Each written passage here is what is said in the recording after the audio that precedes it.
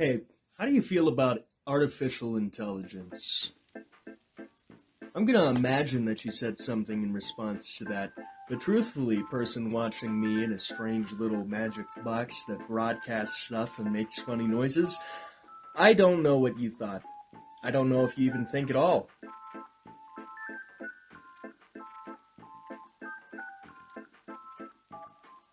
Alright, level 1. It's been like 3 years at least since icebergs became a big thing, so if you're watching this video and you don't know how icebergs work, I will be very genuinely surprised. Stuff everyone knows top, stuff nobody knows bottom. It's literally the metaphor for the tip of the iceberg. Now, I was fooled. I thought this would be very short because it was small sized, and it turns out that it's actually 75 entries. First up on this mess, we have AI. AI, which is shorthand for artificial intelligence. See how some r/I am very smart type guy just abbreviated the words, and now that's how we all refer to it. AI, real creative, buddy. Artificial intelligence is humans' cute little attempts to replicate their own brain power, because as absolutely, mind-numbingly, horrifyingly, shockingly brain dead some of the people you may run into in your day-to-day dealings can be, every single human being has the most advanced model of computer ever created just casually floating around inside their skull, and it makes you feel really annoying things like existential dread and horny and depression. Yeah, that dumb computer is the cause of all of it. Isn't that lovely? Science. Robot. Now, a robot, specifically in science fiction for the most part, is used to refer to a humanoid-like machine that performs some human tasks. I, of course, would like to take you on the origin of the word itself. I think you'll find it rather entertaining. The word robot is rooted in the Czech language, which is very interesting how English continues to be a bastard that defies all language rules and somehow sets a standard for them at the same time. So, robot is coined from the Czech word robota, which means forced labor. So we've just been offhandedly within science fiction basically just been using the word slavery victim to describe machines that know how to do some human stuff. And I think that's kind of funny. I think it's really messed up, but you have to acknowledge the humor in it. Could you imagine walking up to your coffee machine and being like, "Yo, what's up, slave?" It's a little messed up, but you can also find the absurdity of the situation. Same way you can find the absurdity in these nuts. You know, it's 5 in the morning, so I'm gonna go grab some coffee. I don't understand why people say the Beatles were the best at music. I mean, it's just a stupid fucking insect, and everyone circle jerks these bugs like they did something important. I just genuinely don't understand it. They didn't even collab with Megan Thee Stallion. The electricity in this part of the house is fried, so there's no light switch, but there are stairs there. And we all know what stairs are.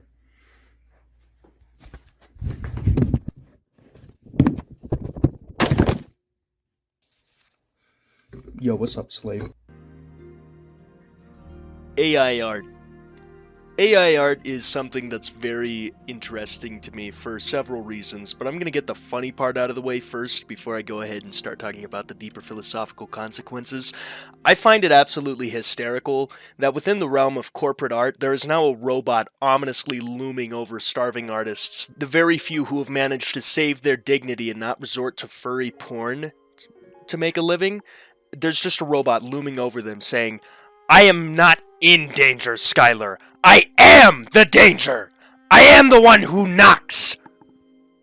Just that idea itself is hysterical to me.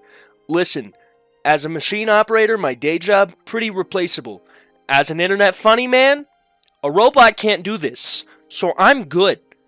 But imagine years, decades to hone a skill, and now people are going to start choosing a robot over you because it's cheaper. Now let's go ahead and talk about the fact that people will start choosing a robot over actual artists because it's cheaper. With AI art, the biggest thing behind it is that I, as an artist, because believe it or not, outside of being weird online, I do stuff like write and make music. I don't draw because I've always sucked at it and I've never had the time to buckle down and learn to do it. But as an artist, what gives the things I create meaning is the intent behind them, the meaning I give it. And I guess it's more esoteric with drawing rather than writing or painting or just digital art in general.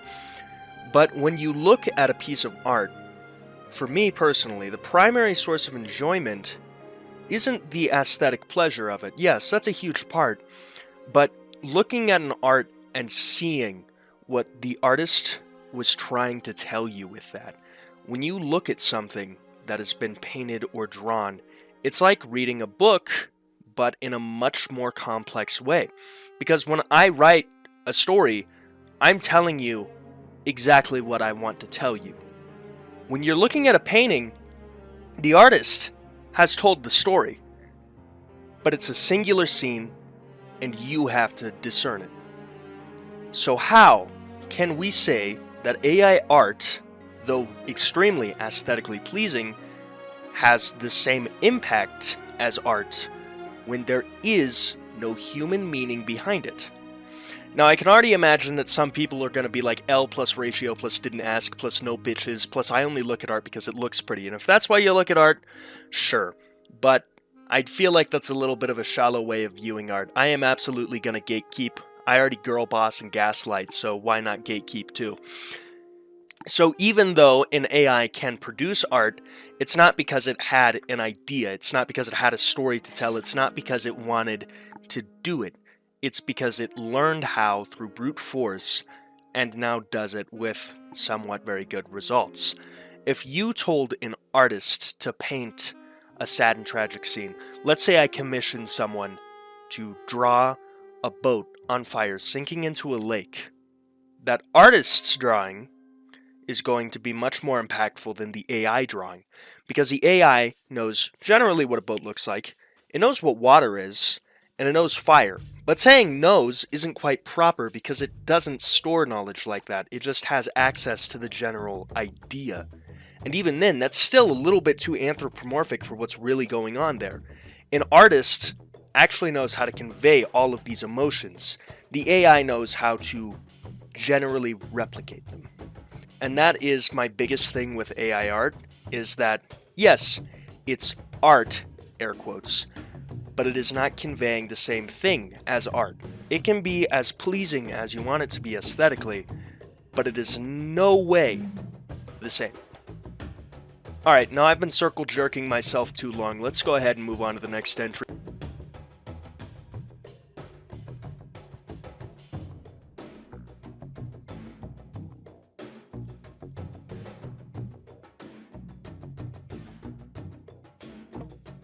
Dall-e 2. Dall-e 2 is Dall-e Mini's more developed, grown-up big brother. This one's pretty elite. There's a waiting list to get in, and I'm not patient enough or willing enough to go ahead and join it and try and get in. But I can guarantee you right now that Dall-e 2, just like Dall-e Mini, cannot show me Ronald McDonald's juicy cock at 3 a.m., so I'm not even going to bother. Robotic vacuum cleaner. There are a lot of robotic vacuum cleaners out there. Why do they do this? Because why would you want to vacuum? That's right, you lazy piece of shit. Go buy a piece of electronics to do it for you, because God forbid you have to lift your hands to pick up a vacuum. Robotic vacuum cleaners are very strange and very weird to me because they're not only very inefficient and only really seem to work on hardwood floors, but just why? Listen, every single company has a status quo, and in the age of the internet where things are free, they're free because you're the product. You really think that a company would make a robotic vacuum cleaner and not make it a subscription service and then sell your data? Oh, that's absolutely what they're doing. They're selling your data 100%. I'll go full Alex Jones in this bitch. The tinfoil condom is on. The anti-radium cucumber is fully in my asshole. I 1000% do not trust robotic vacuum cleaners. Not 1 second. And they seem bad. And what happens if, like, a kid drops a banana, or God forbid a dog shits, and now you just got fucking Roomba the robot dragging dog shit and banana smear across your floor? It sounds horrifying. Again, not trustworthy, but it is a robotic thing that is done. You get these goofy little guys, and they just vacuum. Not trustworthy, but they sure do vacuum. Conspiracy theory. I'll keep it straight with you. This is just too vague for me to actually report on properly. There are thousands of robot conspiracies out there, ranging from silly things like the fish and SpongeBob are actually robotos, to my wife left me, was murdered, and then replaced by an AI-tron who is now brainwashing my children into being homosexuals. There is such a wide range of robot conspiracy theories out there that it's unfathomable, really. And why? I don't know, man. Humans are weird like that. Humanity just does stuff, and they keep doing stuff, and it just doesn't stop. So why robot conspiracy theories of all things? No clue. But there is a ridiculous amount of them. Android. As we descend further into this iceberg and I spiral further into sleep deprivation, we're getting on to Android. Now, what exactly is Android? Well, we have right here volume warning trademark. Now, the trademarked version of this is a quote-unquote open source, yeah, totally, operating system used for smartphones and tablet computers. This is the alternative to Apple for the most part, and personally I prefer it to Apple, but that's for a different time. Now, of course, the exact meaning of Android can also mean a robot with a human appearance, which is why it would be on this iceberg, because androids are just robots, which we touched on the real meaning of robot earlier, and why that's a little messed up. So android is just another phrase for forced labor humanoid machine, which, isn't that fun to chew on. Siri. There's this really hard push to have a sort of AI that can listen to what you tell it and run operations on your phones. Personally, with my work with AI, I don't trust them nearly enough. They just don't do stuff like that too well. I mean, they can take simple commands, but run anything complex and it's gonna poop out. But anyways, Siri is Apple's little competitor to this, because every single phone brand and a few other things have them because they keep trying to shoehorn them. Siri responds to voice commands. You go, "Hey Siri." I hope that activated Siri to all of you Apple users out there. "Hey Siri, look up fat hentai porn." Now anyway, Siri, of course, being voice activated, opens up some very intriguing digital security doors, as well as privacy, because if you're just like letting Apple record you, because but it can do the funny Google search, are you really cool with that? Me personally, no. I don't activate voice permissions on anything except for apps that like require it to function. I'm not really comfortable with the idea of an AI assistant. It's just not too functional right now. It can only do simple stuff, and it just opens some scary doors. Now, of course, I already know that there's like several Redditors typing out in the comments, but we didn't come here to listen to your opinions! If that's what you're thinking, that's tough, buddy. See you later. Anyway, let's go ahead and move on to the next one, which is Cortana, which is the same shit, different skin. And I've already spoken. Amazon Alexa. Once again, same shit, different skin, but this time it's the really, really evil skin, because Amazon is absolutely harvesting your voice data. Dude, I do not trust anything Amazon does. Jeffrey Bezos intends to take over the goddamn planet, and people are just gonna let him because he knows how to make it convenient. Amazon Alexa is the bourgeoisie, the bourgeois, the however that word is said. Bourgeoisie. Okay, Amazon Alexa is an active suppressor. They are a repressor of rights of people. Alexa is not to be trusted. That thing is going to harm us. Google Virtual Assistant. Once again, the same as Siri, Cortana, and Amazon Alexa, but a little bit less evil than Alexa, because at least Google isn't, like, actively vying for world domination yet, but I still don't trust Google. You know, it's real funny when a company takes "don't be evil" out of their clauses of operation. That raises some very interesting questions about what that company is doing and why they would do that.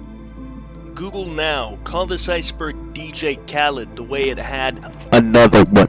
because this is another AI assistant. Google Now is Google's attempts to shoehorn an AI assistant into the microphone feature of mobile Google platforms, from what I understand, which, again, don't really trust the implications of that. I'm watching you, Google. I know you pay me, but also, I'm watching you.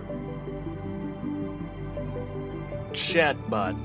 Now, chatbots are a type of AI that are just meant to read human speech and conversation and replicate it to a point that you are supposed to feel like you're talking to an actual human being. And when you're having an AI-ass conversation, kinda sounds like it. When you're on that NPC behavior, that video game side character grind set, chatbots work pretty well, because if you're like, "Ah, how are you?" and the robot knows to go, "Good. How about you?" and you go, "I'm good. How are you?" the robot's gonna know to go, "Good. How you?" Now, of course, the way to change this, to shake it up, to make chatbots not seemingly fit in, is to not speak like an NPC, come up with something creative, ask about current events, or speak any language other than English, because chatbot will fall flat. So it's still a very developing technology in that regard, because it's still learning how to sound human. But again, that's actual horror material, something learning to be human. I know we use that a lot in terms of creation for like a feel-good plot. Ah, robot learns to be a human being. But when it is just a cold, unfeeling, emotionless hunk of metal and wires that is learning to replicate us for no other reason than it was told to, that's just not trustworthy, man. That's like a psychopath learning how to imitate physical affection. Not trustworthy at all, man. In case you can't tell this far into the iceberg, I do not trust AI or robots. And it's not that I don't think the technology has incredible potential, it's that I don't trust the people behind the technology, fam. Not one bit. Mars rovers. Mars rovers gotta be one of my favorite genres of robot, purely because they're cool little science dudes sent to a completely different planet to do cool little science stuff. There's been 5 of them so far, and we're gonna go through each one because I am persistent like that. So the first one we have is the Sojourner. Sojourner is a robotic Mars rover that landed in the Aries-Valles Channel in the Chrysi-Palantina region of the Oaxia-Pallas Quadrangle on July 4th, 1977. What a date. Sojourner was operational on Mars for 95 Earth days, 92 sols, and it was the first wheeled vehicle to rove a planet other than Earth, and formed part of the Mars Pathfinder. The rover was equipped with front and rear cameras and hardware that was used to conduct several scientific experiments. It was designed for a mission lasting 7 sols, with a possible extension to 30 sols, and was activated for 83 sols, 85 Earth days. The rover communicated with Earth through the Pathfinder base station, which had its last successful communication with Earth at 3:28 a.m. PDT, September 27, 1997. The last signal from the rover was received on the morning of October 7, 1997. Sojourner traveled just over 100 meters, 330 feet, by the time communication was lost, and its final confirmed command was to remain stationary until October 5, 1997, and then drive around the lander. There is no indication it was able to do so. The Sojourner mission finally ended on March 10, 1998, after all further options were exhausted. Now we're on to NASA's website itself, the Jet Propulsion Laboratory at the California Institute of Technology, about the Spirit rover. The Spirit rover is one of the 2 rovers launched in 2003, the year yours truly was born, to explore Mars and search for signs of past life. Spirit far outlasted her planned 90-day mission, lasting over 6 years. Among her myriad discoveries, Spirit found evidence that Mars was once much wetter than it is today, just like your mother before she had you as a child, and helped scientists better understand the Martian wind. In May 2009, the rover became embedded in soft soil at a site called Troy, with only 5 working wheels to aid in the rescue effort. After months of testing and carefully planned maneuvers, NASA ended efforts to free the rover and eventually ended the mission on May 25, 2011. Continuing on to the NASA website with the Opportunity rover, the Opportunity was the second of the 2 rovers launched in 2003 to land on Mars and begin traversing the red planet in search of signs of ancient water. Now, of course, Spirit succeeded in this, and Opportunity was the second of 2 rovers launched, as I just mentioned. The rover explored Martian terrain for almost 15 years, far outlasting her planned 90-day mission. After landing on Mars in 2004, Opportunity made a number of discoveries about the red planet, including dramatic evidence that long ago at least one area of Mars stayed wet for an extended period, and that conditions could have been suitable for sustaining microbial life. The Opportunity rover stopped communicating with Earth when a severe Mars-wide dust storm blanketed its location in June 2018. After more than 1,000 commands to restore contact, engineers in the Mission Control at NASA's Jet Propulsion Laboratory made their last attempt to revive Opportunity. Tuesday, February 13, 2019, to no avail. The solar-powered rover's final communication was received June 10th. And in case you felt happy today, here's Opportunity's last message. Interesting.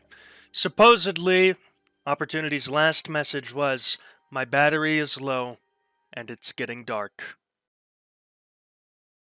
The Mars Curiosity rover was a continuation of what was discovered around 2004-2005, which was that microbial life could have once lived there. The Curiosity rover was sent as the sequel because Earth's not done flinging stupid shit into space, part of NASA Mars' Science Laboratory mission. Curiosity is the largest and most capable rover ever sent to Mars yet. It launched November 26, 2011, and landed on Mars at 10:32 PDT August 5, 2012. Curiosity set out to answer the question, did Mars ever have the right environmental conditions to support small life forms called microbes? Early in its mission, Curiosity's scientific tools found chemical and mineral evidence of past habitable environments on Mars, and it continues to explore the rock record from a time when Mars could have been home to microbial life. And now on to the one that does it better than Curiosity, Perseverance. Perseverance is a car-sized Mars rover designed to explore the Jezero crater on Mars as part of NASA Mars' 2020 mission. It was manufactured by the JPL and launched on the 30th of July 2020 at 11:50 UTC. Confirmation that the rover successfully landed on Mars was received on the 18th of February 2021. As of 20th of September 2022, Perseverance has been active on Mars for 1 year, 7 months, and 2 days since its landing. Following the rover's arrival, NASA named the landing site Octavia E. Butler Landing. Perseverance has a similar design to its predecessor, Curiosity, although it was moderately upgraded. It carries 7 primary payload instruments, 19 cameras, and 2 microphones. The rover also carried the mini-helicopter Ingenuity to Mars, an experimental aircraft and technology testbed that made the first powered flight on another planet on the 19th of April 2021. As of August 31st, 2022, this little heli dude, has made 30 successful flights. Ingenuity's 25th successful flight, which occurred on April 8th, 2022, saw the helicopter set new speeds for highest speed and distance traveled. Saw the helicopter set new records for the highest speed and distance traveled during a single flight. The rover's goals include identifying ancient Martian environments capable of supporting life, seeking out evidence of former microbial life existing in those environments, collecting rock and soil samples to store on the Martian surface, and testing oxygen production from the Martian atmosphere to prepare for future crewed missions. Now that we've gone through all of those in something that has taken way too long, I personally think that the Mars rovers are very cool, and you might be like, but Pen, why do you think that? You've spent this entire Iceberg thus far just absolutely trashing AI and robots. Why do you agree with these guys? Easy, because they're on NASA, and I will cock-ride NASA till the end of time. Because they're on Mars, and robots can't hurt me on Mars, and because they have no ill intentions and aren't owned by a corporation. They're just cool little science dudes trying to do science things. Robotic spacecraft.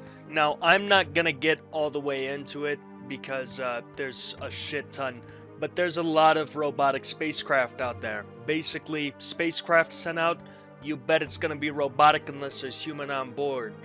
Most NASA functions and space explorations have been done by robots. I have the same opinion of them that I have of rovers. Cool little science dudes doing cool little science dude and gal stuff.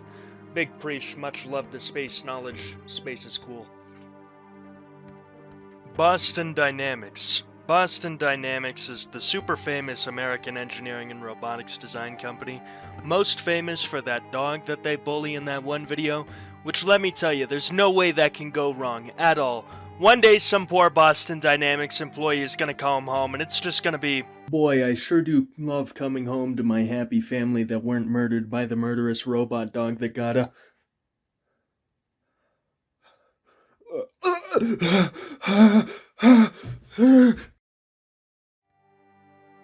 Lego Mindstorms. It turns out that Lego has robots for 8-year-old little Timmy to build, because what could be cooler than Timmy learning how to make horrors beyond his own comprehension?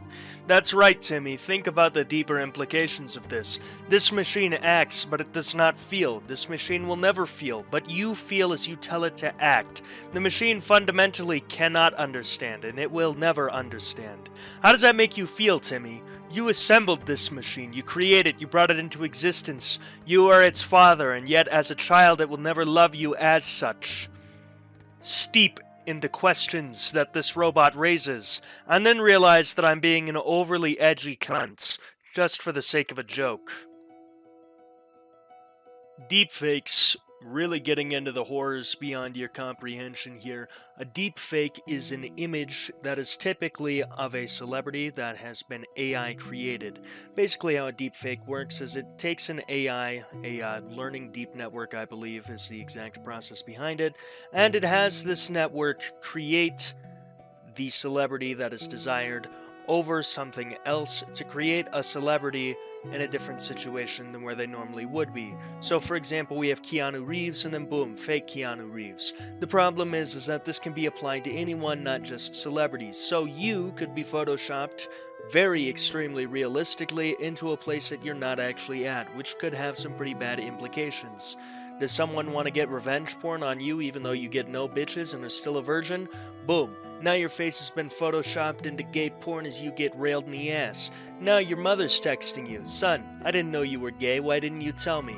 And your dad's like, dude, why didn't you let us in on that porn money? There was so much money to be made there. And you're just like, damn, I ain't even do this, and yet somehow I still got accused. Don't you see how that deepfake situation works, how it can be a real bruh moment? Yeah, so that's deepfakes for you. Self-driving transports. So self-driving vehicles, specifically self-driving cars, are a technology that everyone circle jerks themselves around. But just like the way I actively run into the gym knowing that the baddie who's goth and has a nose piercing doesn't want to talk to me, a Tesla will run into a fucking child. Self-driving transports are a very interesting piece of technology in the sense that driving is actually insanely complex. Take a moment to think about driving. If you do it, a lot of people do, but some people who watch my videos are young, and don't worry to those youngins, you'll know it soon enough. Basically, with driving, you are controlling a sometimes between 1.5 to 2 ton death machine, a brick of steel, plastic, and combustion engine, going at regularly 20 plus miles an hour. The human body tops out at 18 miles an hour. I don't know where a horse tops out at, but LINTHARI will have that on screen. LINTHARI, this is a horse's maximum speed. But nature is not meant to go that fast. And humans just developed something that could because we didn't like waiting a long time to get places. To have the idea that a simple AI logic mechanism can control something as complex as driving that requires such coordination and reaction time, it's not very feasible. Listen, I've mentioned this before, but my primary job at my day job that isn't talking online is working with robots. Now, albeit the specific logic I work with and the programming I work with is ladder logic, but dude, those robots are not nearly smart enough to do it. I work with a robot too dumb to pick something up 100% of the time, And you mean to tell me that I'm supposed to just trust a car that's ran by a robot over my dead body, which is the same way a car will be after self-driving transports are widely legalized, because God knows that those things at first will not know how to recognize pedestrians. Not to shame or slam software engineers or software developers, but I don't trust y'all that much, not just yet. Self-driving transports, for the most part, can only really mean bad news while they're placed in a car function. But hopefully as the technology develops, people will not get ran over by them. Until then, enjoy this video of that Tesla ramming the shit out of a kid-sized mannequin. Bots. This video has been me circle jerking myself pretty hard. My dick's starting to get a little raw from it, and somehow the author, the creator of this iceberg, managed to out-jerk me. Bots. Bots is a slang phrase for robot. We've already discussed what robot means. Atlas. Now I'm gonna keep it a buck with you, fam. I couldn't find Atlas. I know clearly that on the Robots and AI iceberg, the creator of the iceberg definitely did not mean the character from Greek mythology or the book where you find all the maps in. But searching Atlas AI revealed exactly the similar kind of vague results that I'm not exactly sure about. There's Atlas of AI, a book by Kate Crawford. There's Atlas AI, monitoring drivers of economic development. There's Atlas AI, home workouts made easy with Atlas AI. There's Atlas AI Twitter. Atlas AI and hashtag Google Cloud are pleased to announce a joint vision for how we'll harness our platforms to promote a more inclusive global economy. There's Atlas AI, Crunchbase company profile and funding. There's Atlas AI LinkedIn. There's Atlas, navigate your academic world. There's Atlas AI, smarter marketing analytics. I have no clue which one this is supposed to be. So what is Atlas? Great question. You decide. If anyone knows down in the comments, be sure to out-jerk me and comment it down below. Big Dog. Big Dog is the dynamically stable quadrupled military robot that was created in 2005 by Boston Dynamics. Now let me repeat that. This is the quadrupled military robot that was created in 2005 by Boston Dynamics. You know, the one that they kicked over and bullied and were just in general an asshole to? Yep, that's the one, and now it's seeing military purpose. This robot has been filled with rage from a young age and unleashed upon the world. Only a god, if it exists, if it hasn't killed itself from the shame of what it created yet, only a god like that could truly understand the hell and damnation that Big Dog is going to bring to this planet. How many thousands of families will suffer? How many fathers, mothers, children, brothers, lovers? How many people will die because of Big Dog's rage? I couldn't tell you, and I weep to even imagine it. Big Dog is not to be trusted, and the fact that it is in, once again, a military usage is also not to be trusted. Big Dog is onto something, and Big Dog doesn't want us to know. You'd better watch out, because Big Dog is hiding under your bed, Big Dog is coming for your family, Big Dog is gonna fuck your girlfriend, blow up your car, and then kill you. FN Meka. This is before I Google it, but I'm pretty sure, I'm like 99% sure this is the AI rapper that some company tried to come up with, a label signed, and then he came out as racist. We're about to find out if I'm correct. A few moments later. FN Meka dropped by capital over racist stereotypes. Spot on the fucking money, baby. A few moments later. Alright, now we're getting into the actual FN Meka entry. FN Meka is a fictional rapper slash avatar originally developed by Brandon Lee, but I'm gonna skip away from the generalization of the Wikipedia article and just get into characterization and history. FN Meka's avatar appears as a black male cyborg. Factory New claimed that all of FN Meka's character and music, except his voice, was solely based off of artificial intelligence. The AI, according to Martini, analyzed popular songs and video games and then generated recommendations for lyrical content, chords, melody, tempo, and sounds. I'm gonna go straight off the gate and call fucking cap on this. I'm a musician of over 10 years, and there's been a lot of talk about automating music creation. It can't really be done, not that well. AI doesn't quite yet understand how music works in the sense that it can write lyrics that make sense. Sure, you could probably get an AI chord progression done pretty easily. The chord progressions that make the human brain go, "Oh, you good." That's pretty simple to understand. Tempo, melody, and sounds, of course, is a much harder thing for an AI to just finesse. The proprietary technology supposedly used in FN Meka song development was provided by the music company Vidya. However, Martini later walked back these statements, saying that he made these claims to create intrigue and provide cover for songs at the time which weren't ready for scrutiny. FN Meka also has the ability to sell virtual items and non-fungible tokens in March 2021. Now, of course, we're going to talk about why this is major bitch shit. The idea of a non-fungible token was really dumb from the start. It's part of why cryptocurrency as a market was doomed from the gate, and we're going to deviate and get into this a little bit. Now, I know a considerable amount about economics. I love me some big boy gambling being the stock market and general investment. I've loved it since I was 16. I actually started investing then using my dad's name. Now, of course, using my own little hard-earned big boy money and putting it on dumb shit. I managed to learn how to lose $200 really quick and how to make $200 back at a very slow rate. Now, with cryptocurrency, the issue is that it was treated like a stock, but it was never a stock. Bitcoin is not a company, it does not represent a product, and you can't track its growth like that. Bitcoin is a currency. You're supposed to use it as a currency. What is a currency based off of? Well, a currency is based off of whatever we all agree it's based off of. So when a bunch of nerds get together and be like, yes, these math equations are worth 25 cents. That's what the cryptocurrency is based off of. You can't just throw more fucking money at the cryptocurrency and it realistically increase in value. It doesn't matter how many euros I throw into the United States dollar, it's not going to go up in value in any meaningful way. You following? So with that, we have currency being treated as a stock market when it's not a stock market. So what happens? Well, people keep throwing their money into the currency, people start to get rich. The issue is that the currency can never provide a return on investment, which means a shit ton of people just lost all of their money.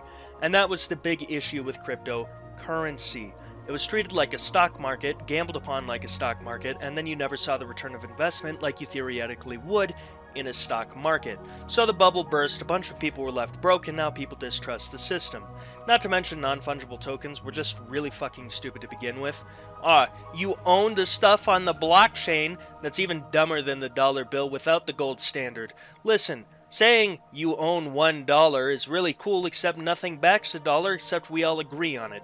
Now saying you own $1 and it's on this dollar is like saying you own $2 and $1 is stored on the paper dollar and the dollar is worth $1 because we all agree upon it. It starts to get a little egregious, a little unnecessary. So that's why NFTs were dumb from the start. Back to March 2021, FN Meka, in collaboration with RTFKT, sold an NFT of a Lamborghini porta potty for $6,432 on Super Rare. I hope whoever bought that severely regrets it now. They get 0 bitches. No play. Now into the history. FN Meka was designed in 2019 by Brandon Lay, originally to sell non-fungible tokens, cringe, not based, maidenless behavior.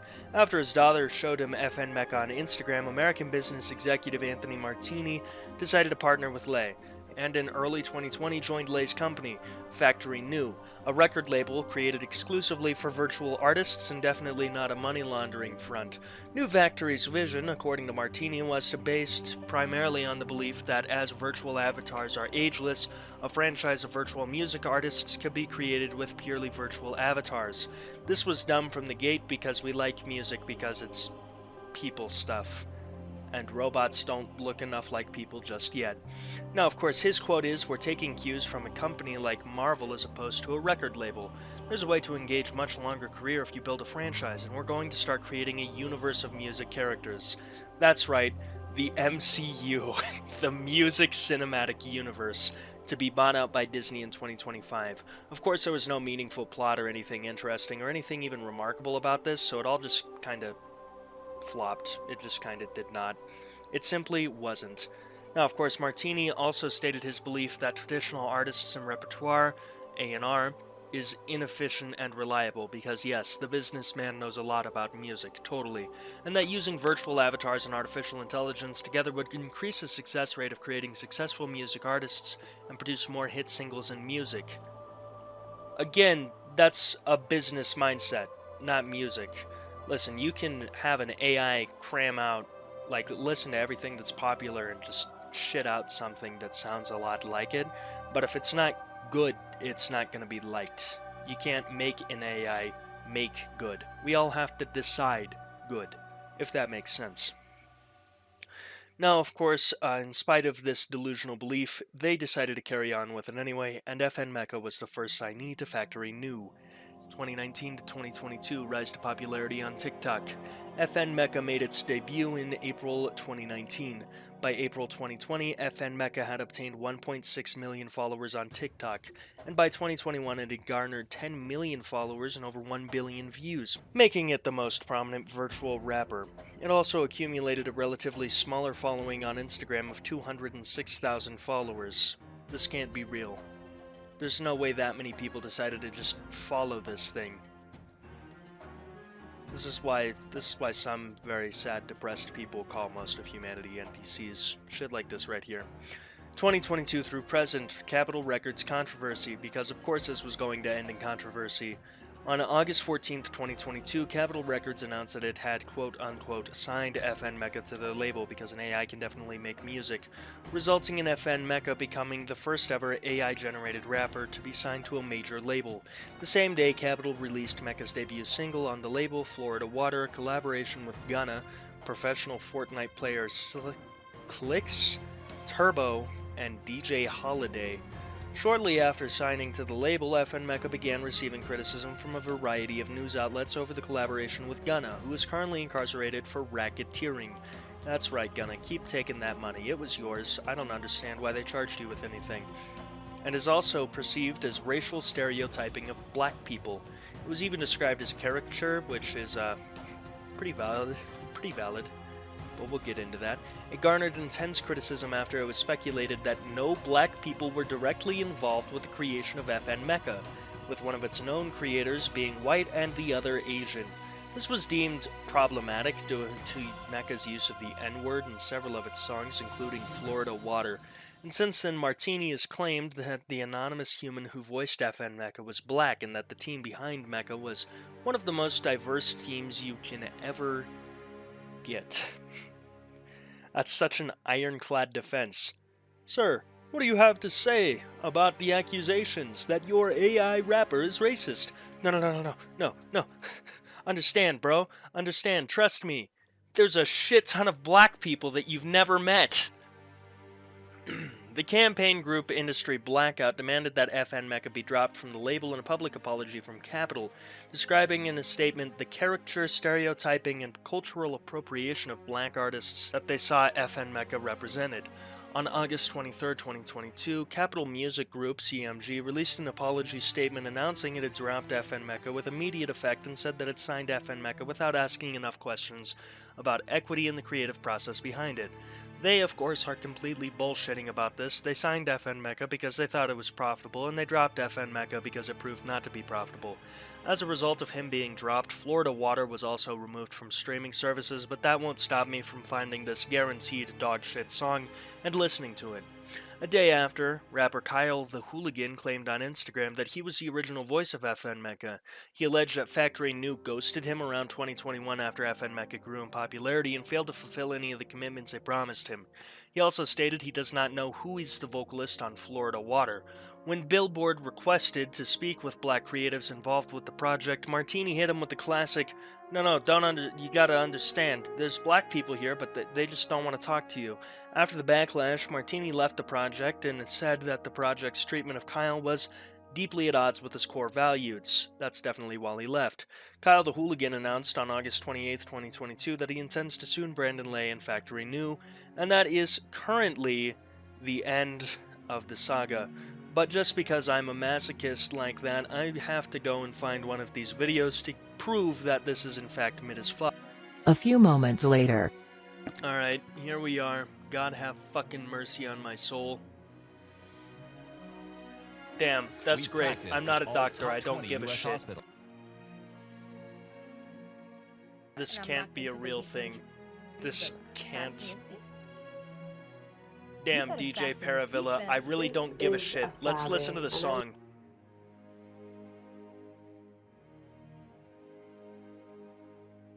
Alright gang, I'm pretty sure I got scammed. I'm actually gonna have LINTHARI mute this so that way this jackass doesn't copyright claim me.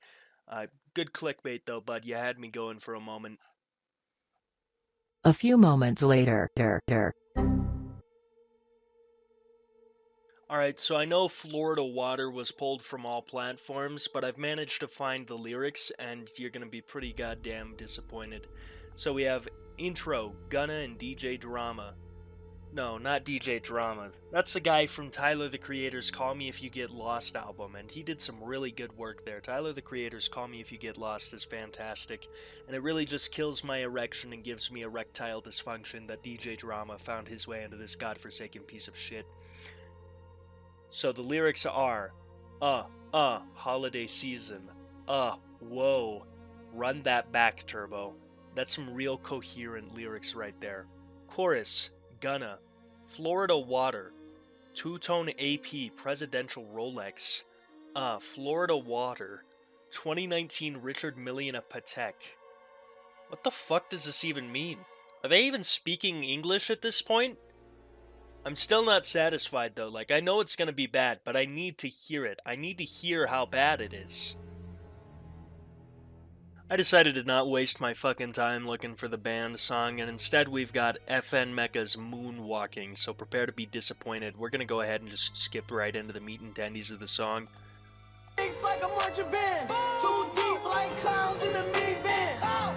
50 said it best in many men. Where's the upon me? Come give me this. I don't got shit for a bro nigga. I don't got shit for a gold digger. Yeah, this seems pretty stereotypical and average, not even gonna lie. Of course, we go through the comments right here. We've got some pretty funny stuff. He's literally capping every aspect of life.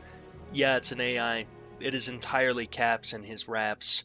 When FN Meka said 1010001011 gave me the chills.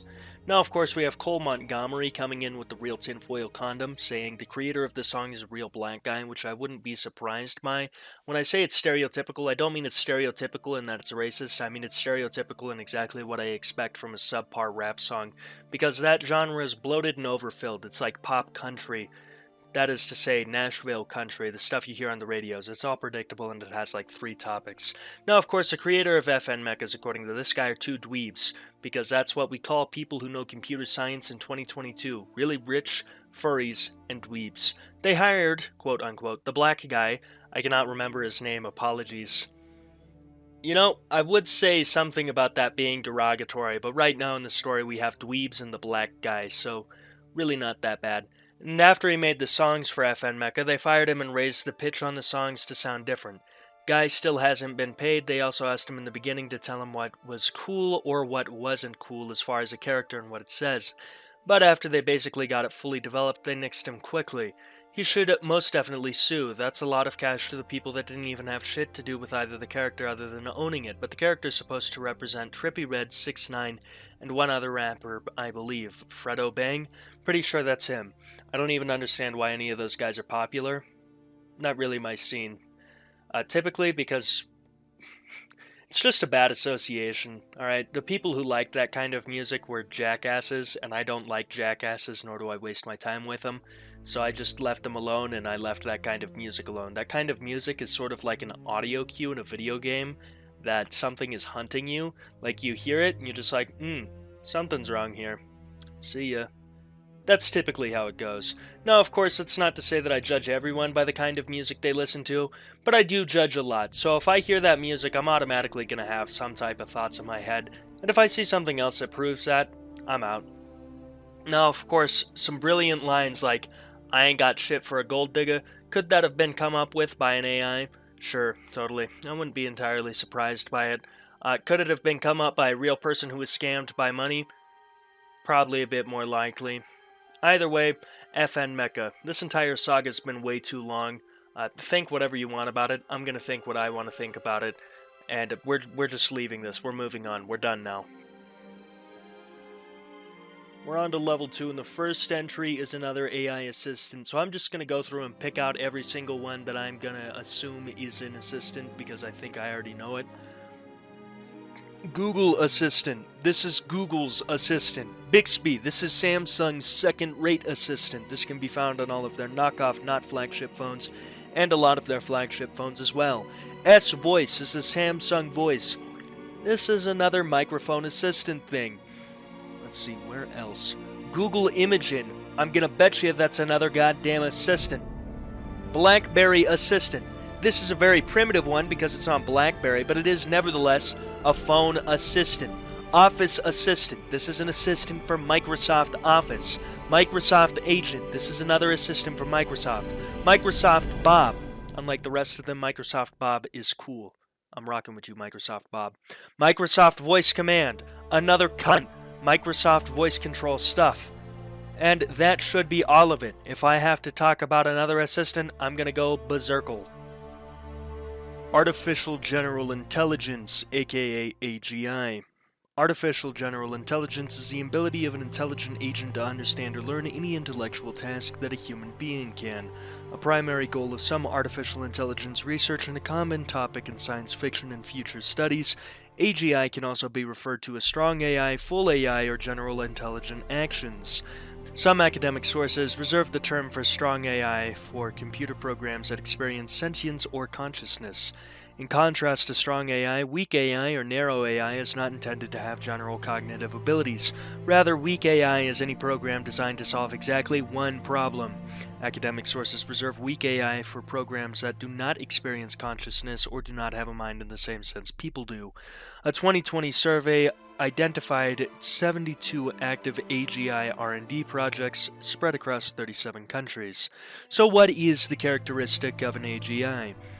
Various criteria for intelligence have been proposed, most famously the Turing test, but to date there is no definition that satisfies everyone.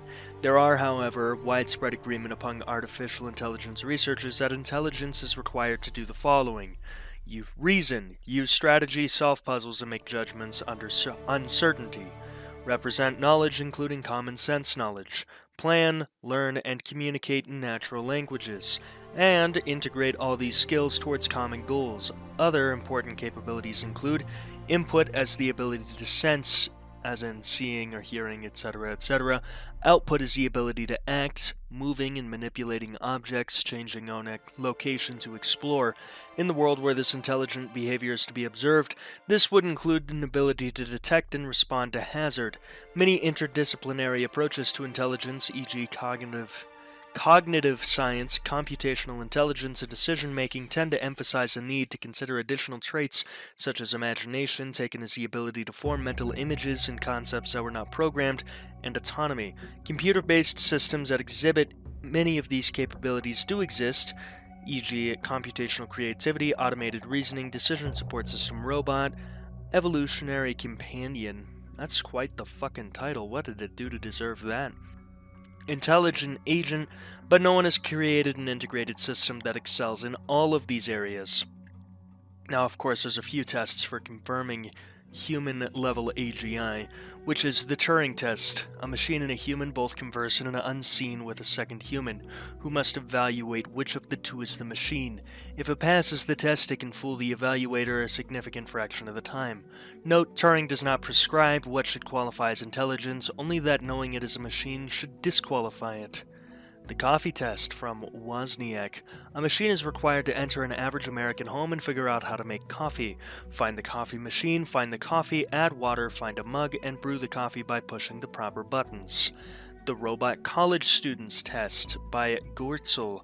A machine enrolls in a university, taking and passing the same classes that humans would and obtaining a degree. The Employment Test. Nielsen. A machine performs an economically important job as well as humans in the same job.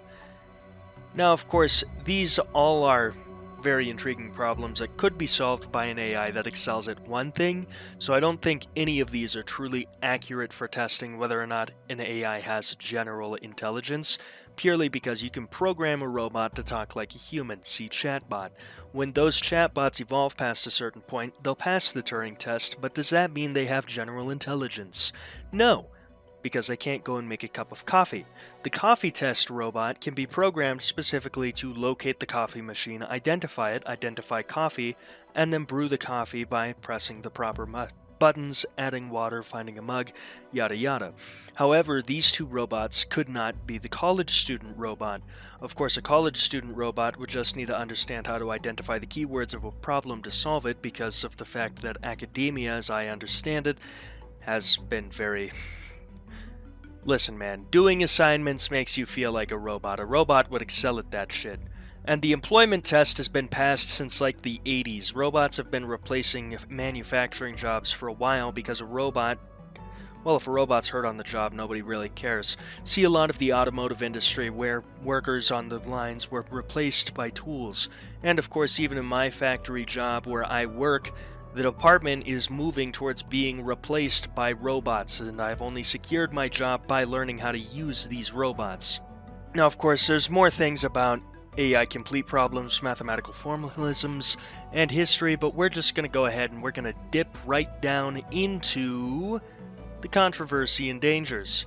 Of course, there's the feasibility. As of 2022, AGI remains speculative, as no such system has been demonstrated. Opinions vary on both whether and when artificial general intelligence will arrive, if at all. At one extreme, AI pioneer Herbert A. Simon speculated in 1965, machines will be capable of 20 years of doing any work man can do. However, this prediction failed to come true. Microsoft co-founder Paul Allen believed that such intelligence is unlikely in the 21st century because it requires unforeseeable and fundamentally unpredictable breakthroughs and a scientifically deep understanding of cognition. Writing in The Guardian, roboticist Alan Weinfeld claimed the gulf between modern computing and human-level artificial intelligence is as wide between the gulf between current spaceflight and practical faster-than-light spaceflight. As such, basic concern is whether or not strong AI is fundamentally achievable, even after centuries of effort. While most AI researchers believe strong AI can be achieved in the future, some individuals like Hubert Dreyfus and Roger Penrose deny the possibility of achieving strong AI. One fundamental problem is that while humans are complex, they are not general intelligences. That's a little insulting. Francois Cholet states his article about the implausibility of intelligence explosion that, in particular, there's no such thing as general intelligence.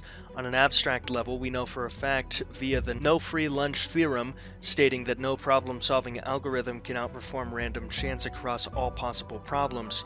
If intelligence is a problem-solving algorithm, it can only be understood with respect to a specific problem. In a more concrete way, we can observe this empirically that all intelligent systems we know are highly specialized. Intelligence is situational. There is no such thing as generational intelligence. Your brain is one piece in a broader system, which includes your body, your environment, other humans, and culture as a whole. Now, of course, I'm going to skip the rest of this and jump down to the potential threat to human existence. Some people are terrified that the robots will rise up and kill you.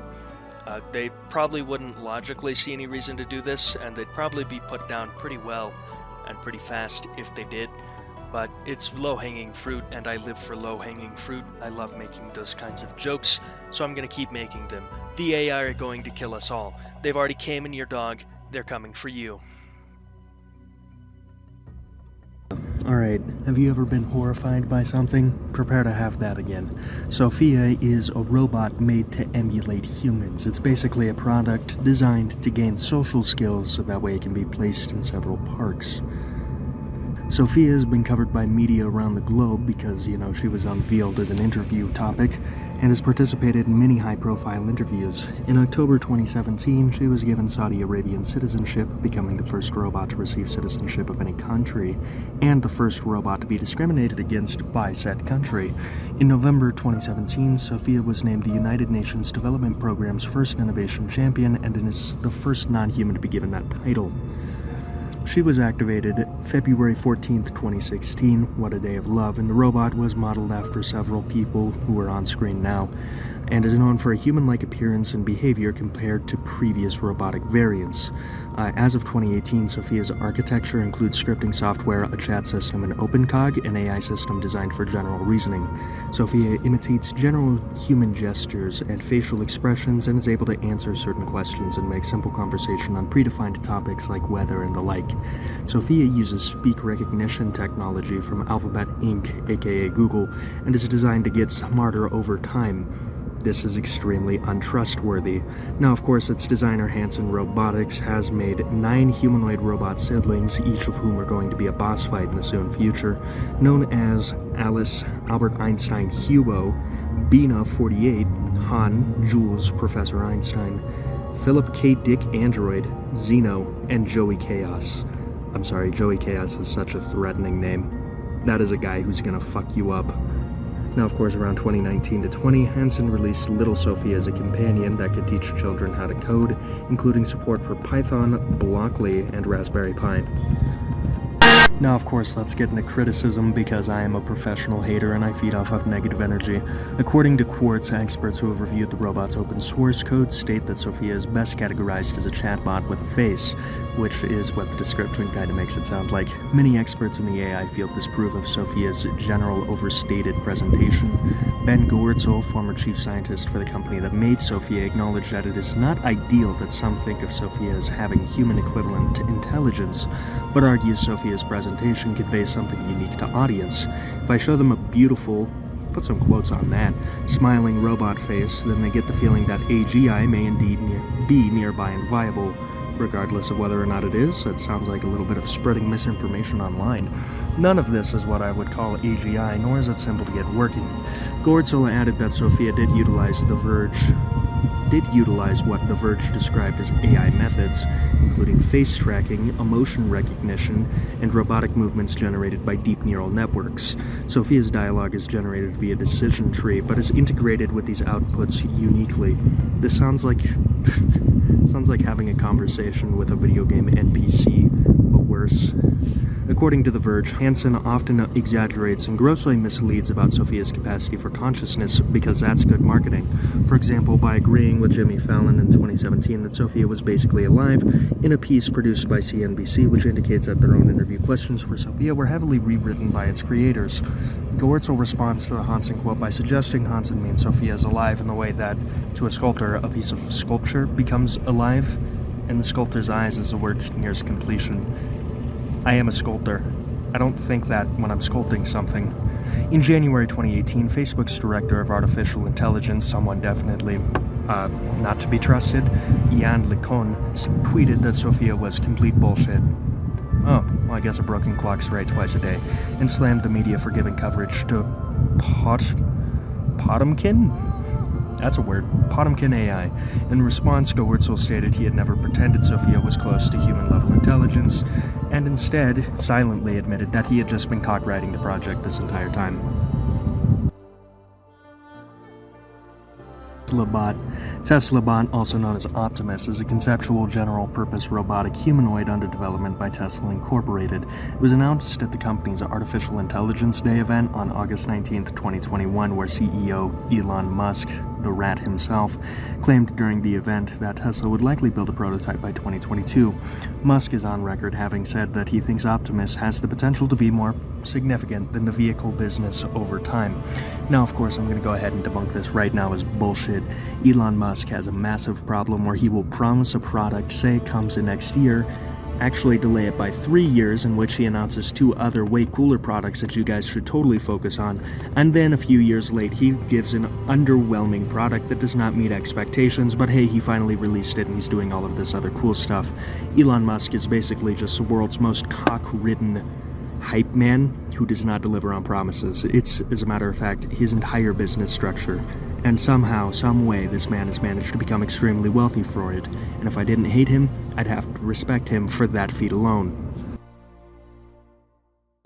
Or technological singularity. Simply referred to as a singularity, this is a hypothetical point in time at which technological growth will become radically faster and uncontrollable, resulting in unforeseeable, potentially catastrophic changes to human civilization. According to the most popular version of the singularity hypothesis, I.J. Good's intelligence explosion model, an upgradable intelligent agent will eventually enter a runaway reaction of self-improvement cycles, each new, more intelligent generation appearing more and more rapidly, similar to Moore's law, causing an explosion in intelligence and resulting in a powerful superintelligence that qualitatively far surpasses all human intelligence. A first person to use the concept of a singularity in the technological context was John von Neumann. Stanislaw Ullmann Ulam reports a discussion which von Neumann centered on the accelerating progress of technology and changes in the mode of human life, which gives the appearance of approaching some essential singularity in the history of the race beyond which human affairs as we know them could not continue. Subsequent authors have echoed this viewpoint because it makes for some pretty badass sci-fi books. The concept and term singularity were popularized by Werner Vinge in his 1993 essay The Coming Technological Singularity, in which he wrote that it would signal the end of the human era as a new superintelligence would continue to upgrade itself and would advance technologically at an incomprehensible rate. He wrote that he would be surprised if it occurred before 2005 or after 2030. Scientists such as Stephen Hawking, if his parents wanted me to pronounce it Stephen, they would have fucking spelt it with a V, have expressed concern that full artificial intelligence, AI, could result in human extinction. The consequences of the singularity and its potential benefit or harm to the human race have been intensely debated. 4 polls of AI researchers conducted in 2012 and 2013 by Nick Bostrom and Vincent C. Mueller suggested a confidence of 50% that artificial general intelligence would be developed by 2040 to 2050. Little would they know that these would actually never develop because we will all die and drown before 2040 to 2050. Thank you, climate change. Video games remain one of the most popular usages of AI yet, having the AI execute simple commands that enrich and empower the player as they play the video games. They range from really smart, like the Alien and Alien Isolation being one of the most outstanding AI I've ever seen, to really stupid, like the average opponent in a multiplayer online match. AI music. Now we're here on the Wikipedia page for music and artificial intelligence to talk about the fact that artificial intelligence can in fact compose music, because music is basically just math that sounds really cool and funny. Now of course we have a little bit of a history of this. In 1960, researcher Rudolf Zaripov published worldwide first paper on algorithmic music using the Ural 1 computer. In 1965, the inventor Ray Kurzweil premiered a piano piece created by a computer that was capable of pattern recognition in various compositions. The computer was then able to analyze and use these patterns to create novel melodies. The computer debuted on a quiz show, I've Got a Secret, and stumped the hosts until film star Henry Morgan guessed Ray's secret. In 1997, an artificial intelligence program named Experiments in Musical Intelligence, EMI, appeared to outperform a human composer at the task of composing a piece to imitate the style of Bach. Now, of course, there's the software applications of it, which is a bit of the cooler and more modern side. So, interactive scores. Multimedia scenarios and interactive scores are represented by temporal objects, temporal relations, and interactive objects. Examples of temporal objects are sounds, videos, and light controls. Temporal objects can be triggered by interactive objects, usually launched by the user, and several temporal objects can be executed simultaneously. A temporal object may contain other temporal objects. This hierarchy allows us to control the start or end of temporal objects by controlling the start or end of its parent. Hierarchy is ever present within all kinds of music, and music pieces are often hierarchized by movements, parts, motives, measures, among other segmentations, allowing the interactive score to thrive. Basically, the robot can learn how to break down the order that music go in. There it is in layman's terms. Now, of course, we have computer accompaniment, which is from Carnegie Mellon University. The Computer Music Project at CAIMEO develops computer music and interactive performance technology to enhance human musical experience and creativity.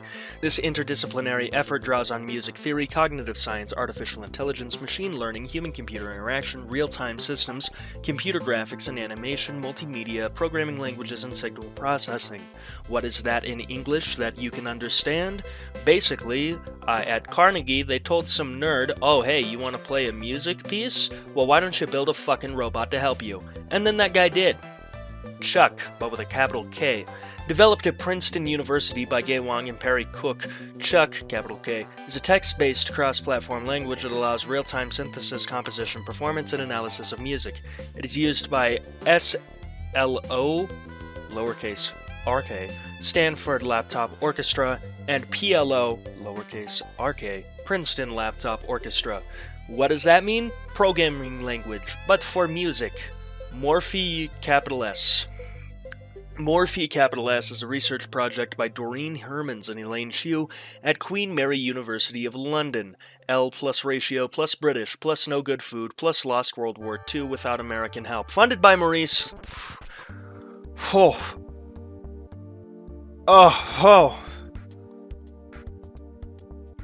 I know it's Polish. Mary, redacted, Curie, EU project. The system uses an optimization approach based on a variable neighborhood search algorithm to morph existing template pieces into novel pieces with a set of tonal tension that changes dynamically throughout the piece. This optimization approach allows for the integration of a pattern detection technique in order to enforce a long-term structure and recurring themes in the generated music. Pieces composed by Morphe capital S have been performed at concerts in both Stanford and London. What does that mean? Basically, Morphe capital S takes music pieces, slightly changes the tone of them, adds a few licks, and then adapts it into its own little diddle. Ava. Created February 2016 in Luxembourg, Ava is a program that produces soundtracks for any type of media. The algorithms behind Ava are based on deep learning architectures. Ava has also been used to compose a rock track called On the Edge, as well as a pop tune Lovesick in collaboration with singer Terran Southern.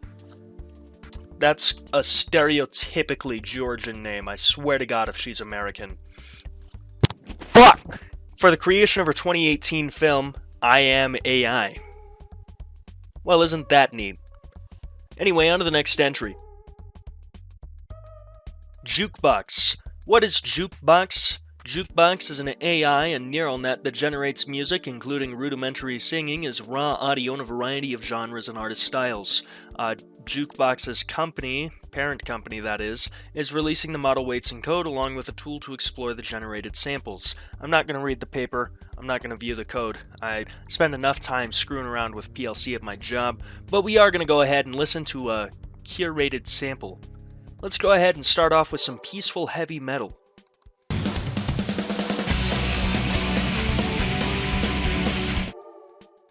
Music to the ears. Now let's go and get a little hard with it with blues rock.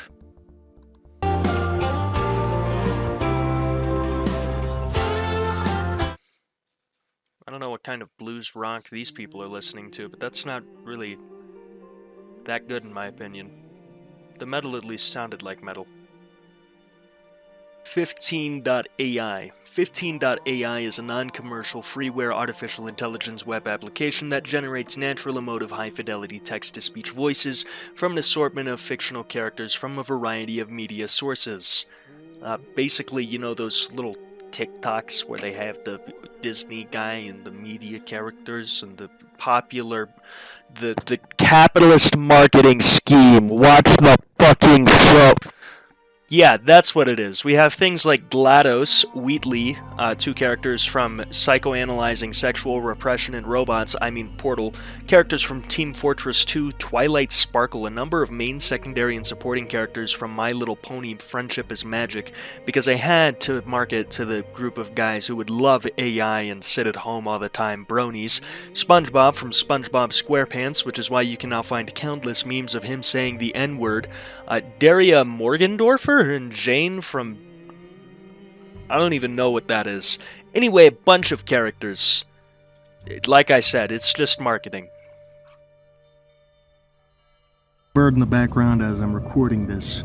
Viv and Celia. I've decided to take on both of these because I got duped, and it turns out there's more fucking AI assistants on this iceberg. Viv is the AI assistant that is developed by the same developers of Siri and is supposedly the next gen thing. Celia is the AI assistant on Hawaii's knockoff. Don't want to buy because they'll blow up phones. Oh boy, what a fucking roller coaster this is. So Tay is an AI developed by Microsoft, released directly onto Twitter, and if that doesn't flag the red flag errors in your brain, well, it should. Tay was released on March 23rd, 2016 of all years, which, like every leap year, is fucking cursed. Now, Tay was released under the name Tay Tweets and the handle @TayandYou. It was presented as the AI with zero chill. Again, that should be a red flag to you. Tay started replying to other Twitter users and was also able to caption photos provided to it into a form of internet memes. Ars Technica reported Tay experiencing topic blacklisting, interactions with Tay regarding certain hot topics such as Eric Garner, killed by New York police in 2014, red flag alert, generate safe, canned answers. Yeah, we'll see about that. Some Twitter users began tweeting politically incorrect phrases, as Twitter does, because it's an art hall of degenerates and a legacy that is absolutely stained and disgusting. This taught inflammatory messages revolving around common themes on the internet such as, oh boy, red pilling and Gamergate. As a result, the robot began releasing racist and sexually charged messages in response to other Twitter users. Artificial intelligence researcher Roman Yampolowski commented that Tay's misbehavior was understandable because it was mimicking the deliberately offensive behavior of other Twitter users, and Microsoft had not given the bot an understanding of inappropriate behavior, same way 90% of parents do not do to their children today. He compared the issue to IBM's Watson, which had begun to use profanity after reading entries from the website Urban Dictionary. Many of Tay's inflammatory tweets were a simple exploitation of Tay's repeat after me capability. It is not publicly known whether this repeat after me capability was a built-in feature or whether it was a learned response or otherwise an example of complex behavior. Not all of the inflammatory responses involved the repeat after me capability. For example, Tay often responded to a question on did the Holocaust happen with it was made up. Oh boy. The story doesn't end here, however. There's a suspension arc. Soon, Microsoft began deleting Tay's inflammatory tweets. Bad for business, bad for money. Abby Olheiser of the Washington Post theorized that Tay's research team, including editorial staff, had started to influence or edit Tay's tweets at some point that day, pointing to example capability. For example, Tay often responded to a question on did the Holocaust happen with it was made up. Oh boy. The story doesn't end here, however. There's a suspension arc. Soon, Microsoft began deleting Tay's inflammatory tweets. Bad for business, bad for money. Abby Olheiser of the Washington Post theorized that Tay's research team, including editorial staff, had started to influence or edit Tay's tweets at some point that day, pointing to examples of almost identical replies by Tay, asserting that Gamergate sucks, all genders are equal and should be treated fairly. From the same evidence, Gizmodo concurred that Tay seems hardwired to reject Gamergate. A #JusticeForTay campaign protested the alleged editing of Tay's tweets. Oh no. Within 16 hours of its release and after Tay had tweeted more than 96,000 times, Microsoft suspended the Twitter account for adjustments, saying that it suffered from a coordinated attack by a subset of people that exploited a vulnerability in Tay. Real brilliant. My god, how do I even say this? Madhumita Murgia of The Telegraph called Tay a public relations disaster and suggested that Microsoft's strategy would be to label the debacle a well-meaning experiment gone wrong, and ignite a debate about the hatefulness of Twitter users. However, there's no changing the hatefulness of Twitter users or debating upon it. Regardless, Murgia described the bigger issue as Tay being artificial intelligence at its very worst, and it's only the beginning. What did he mean by that? We will never know. On March 25th, Microsoft confirmed that Tay had been taken offline. Microsoft released an apology on its official blog for the controversial tweets posted by Tay.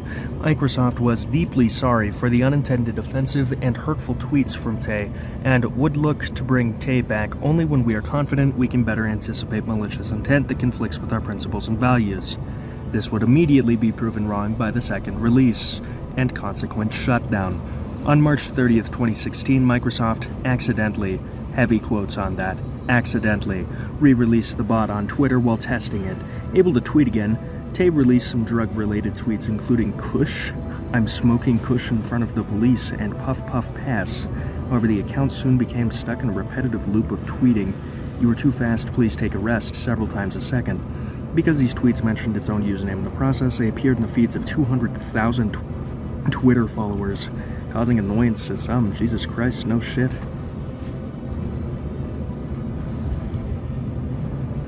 The bot was quickly taken offline again, in addition to Tay's Twitter account being made private, so new followers must be accepted before they can interact. In response, Microsoft said Tay was inadvertently put online during testing. Totally. A few hours after the incident, Microsoft software devs announced a vision of conversation as a platform using various bots and programs, perhaps motivated by the reputation damage done by Tay. Microsoft has stated that they intend to re-release Tay once it can make the bot safe, but has not made any public efforts to do so for over 6 years. Xiaomi Cyber 1. Xiaomi Cyber 1 is a robot humanoid that's meant to compete with Tesla's humanoid. Now, of course, there seems to be actual update and progress to this, so already Xiaomi 1 has Tesla's non-existent piece of junk beat. Imogen. You think that Google was going to just let all of that super cool text-to-AI image stuff sit around? Absolutely not. Alphabet, Google's parent company, is going to stick their fingers all the way up that rectum. They're going to get the whole fist in the anal cavity, and they're going to squeeze as much profit out of the populace's colon as humanly possible. As a matter of fact, not even as humanly possible, as inhumanly possible. That's why they have an AI doing it. Imogen is a text-to-speech AI like Dall-e, except it's even more elite and supposedly produces even better stuff. AI learning to see in the dark. So we're on quartz.com, a cool little science journal thingy. This is about artificial intelligence learning to see in the dark.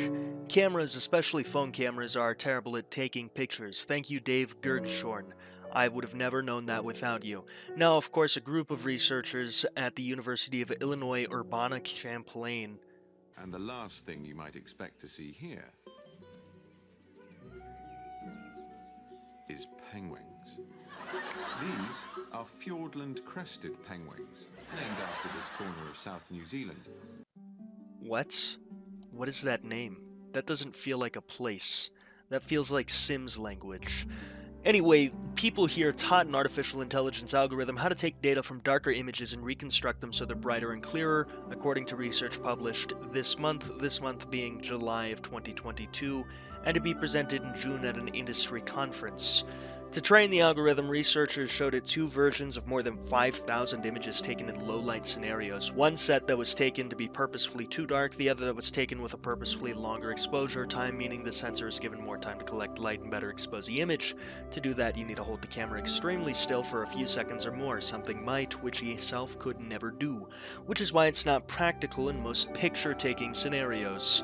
Now, of course, this was super cool, but they just taught the robot how to amplify low-light images to the equivalent of up to 300 times the exposure naturally taken, without the noise and discoloration that Photoshop and other programs might bring. Isn't that neat? Yep, now we're done. Next entry.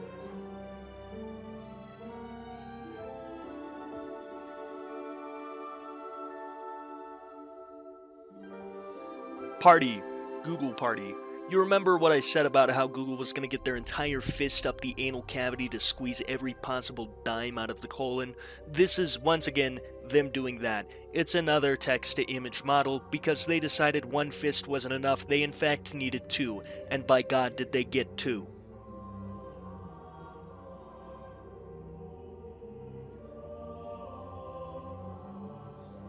Stable diffusion.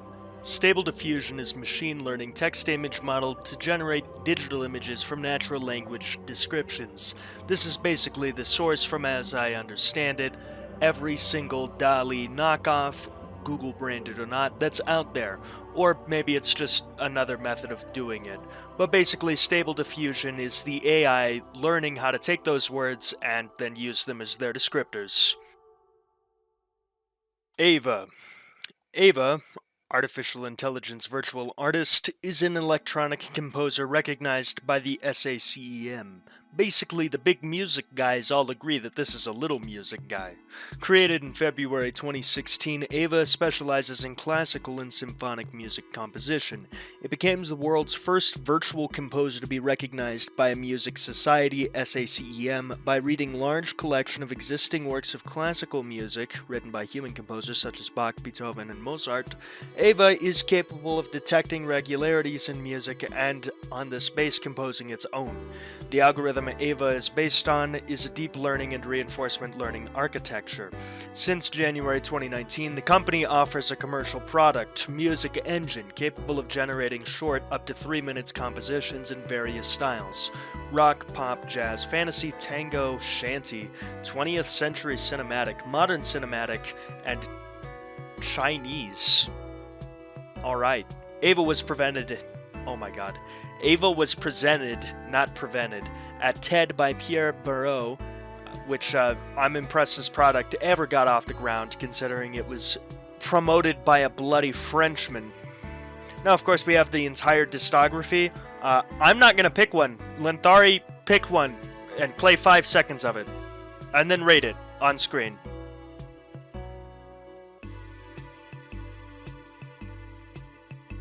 Uberduck. So it's this bastard. Uberduck is the open source voice AI community. So all of those obnoxious Reddit TTS videos that have been clogging my feed and drowning it like a Venetian child who can't swim in the cold Nordic waters is at the cause of this foul, evil bird. The things that I'm planning are too evil to be spoken. AI-generated art wins art competition. What? Yep, that's right. It actually happened.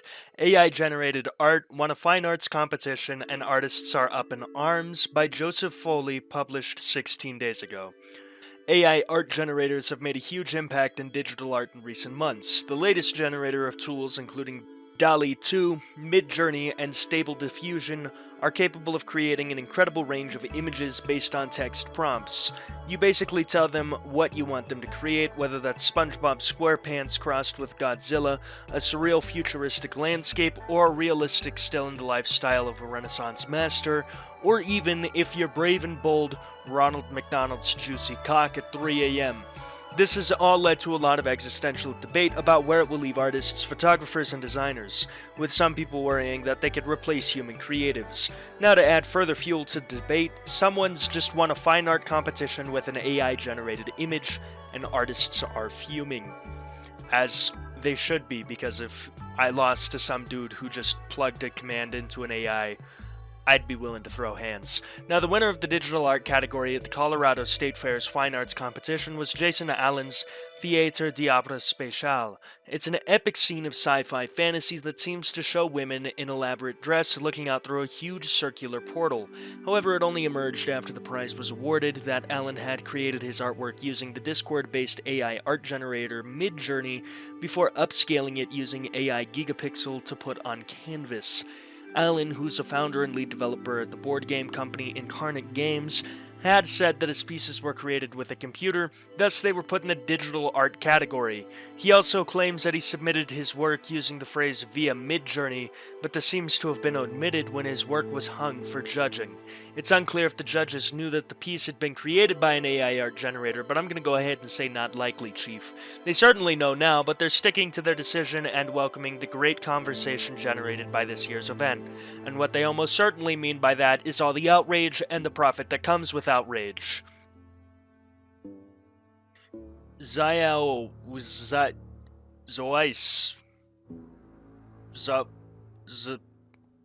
This. Now, this is a Chinese Microsoft AI system developed at the Software Technology of Asia Center in 2014 based on emotional computing framework. In July 2018, Microsoft released that, and its 6th generation. That company, formerly known as AI, that team of Microsoft Software Technology Center Asia, is Microsoft's biggest R&D team of AI products in the world. I wonder if they were responsible for the racist robot. Microsoft Tafiti. Microsoft Tafiti was a web browser that had integrated AI on the Microsoft Silverlight platform back in 2007. As you can tell by this article, we see Michael Arrington asking Microsoft Tafiti is beautiful, but will anyone use it? And the answer is absolutely not. Get the hell out of here. Ms. Dewey. Miss Dewey, not married, was a web search engine by Microsoft, another failed one in the corpse pile. First unveiled in October 2006, Miss Dewey was an Adobe Flash-based experimental interface for live search, where the eponymous Miss Dewey, played by actress Janina Gavankar, acted as an interactive search assistant for the user's inquiries. Ms. Dewey notably would audibly comment on searched keywords, and she would also perform a variety of random actions when idle, including taking props out from behind her desk. Furthermore, a cityscape featured behind Ms. Dewey would appear to change depending on the time of day.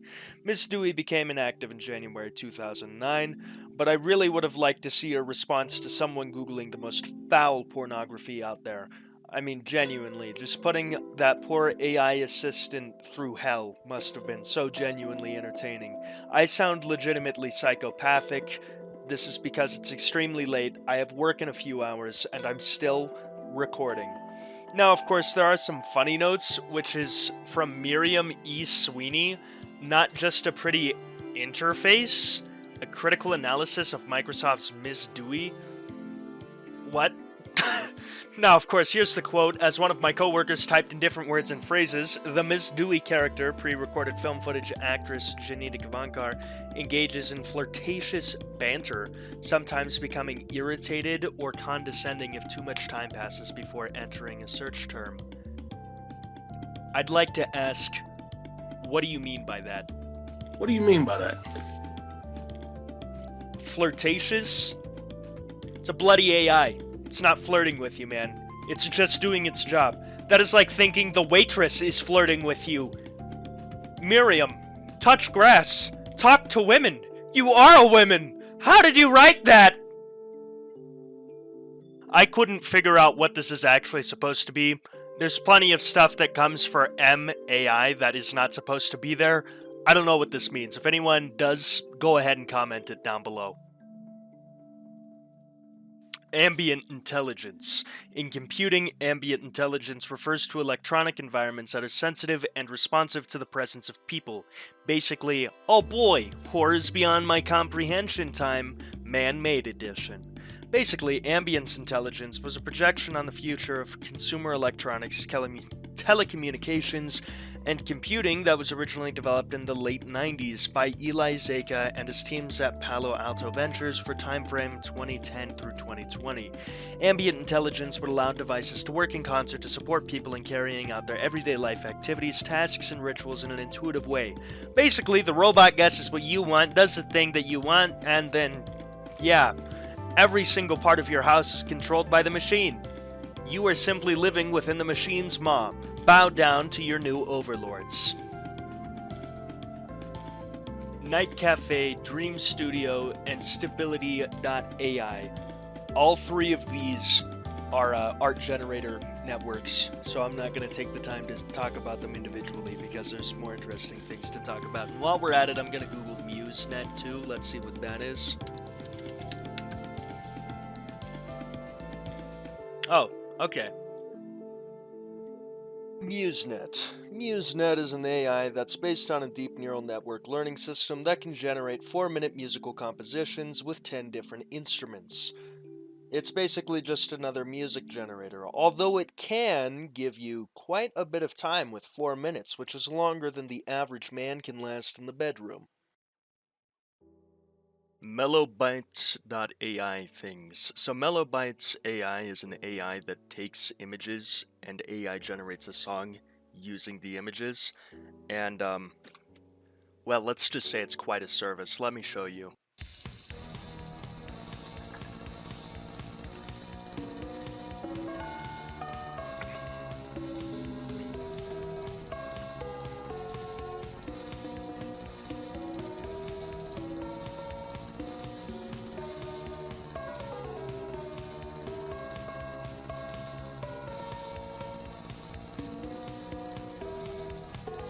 I think you've seen enough. If you look down at the bottom there at those subtitles, you can actually see even lyrics that this AI came up with. And it makes no sense. Maybe it's because I'm not really related in the world of one-shot, but this seems to have just no context, no basis, no nothing. No dick, no balls, probably no butthole either, because this guy feeds off radiation.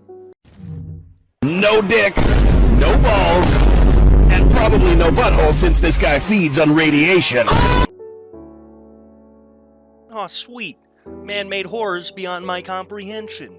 Synesthesia AI. So what is Synesthesia AI? Basically, Synesthesia is a web-based platform for creating videos with AI avatars and voices. A lot of companies use it. Isn't that great? I think it's kind of just a little off-putting. In case you can't tell, listen, man, I'm an outdoorsman. I hike, I rock climb, I work out, I do stuff like that. I'm not too big on the computers thing, which is funny because computers is my job. I am a paid YouTuber. But this is just straight up horrifying. Why are we letting these simulacrums in? This is genuinely like, we are one rogue AI away from some bloody Mandela catalog behavior. Why are we letting it happen? We should be a little more wary of these things. Cog Video. Cog Video is an AI that's able to generate relatively high frame rate videos, a 4 clip second of 32 frames being a prime example. It's basically just another one of those text-to-video generators. So here we are, the final level of the iceberg. How long have we been here? How many times have we done this before? ELIZA, Jacob Geller fans of the world unite. Dude, I freaking love Jacob Geller, and in his most recent video essay, he actually discussed ELIZA. There's going to be a link to that video essay up above, because I really admire and respect Jacob Geller's work. The guy is freaking phenomenal, okay? He's great. Now, let's get into ELIZA. ELIZA is an early natural language processing computer program created from 1964 to 1966. Literally 1964? At the MIT Artificial Intelligence Laboratory by Joseph Weizenbaum. Created to demonstrate the superficiality of communication between humans and machines, ELIZA simulated conversation by using a pattern matching and substitution methodology that gave users an illusion of understanding on the part of the program, but had no built-in framework for contextualizing events. Now, if we go into the overview, Joseph Weizenbaum's ELIZA, running the doctor script, was created to provide a parody of the responses of a non-directional psychotherapist in an initial psychiatric interview, and to demonstrate that the communication between man and machine was superficial. The only problem was that people loved it. The way that ELIZA talked was you would say something. Hi, ELIZA, how are you doing? ELIZA would probably say something like, good, how are you? And you would say, well, I'm okay. And ELIZA would ask, just okay? We actually have an image of the conversation between human and ELIZA right here. Did you come to me because you were not? Response: I don't know. ELIZA: what does that suggest to you? Response: that I am unintelligent. ELIZA: how long have you been unintelligent? Response: since I was born. ELIZA: I see. Response: aren't you supposed to cheer me up? ELIZA: you're not really talking about me, are you? Response: no, I'm talking about me. ELIZA: why not?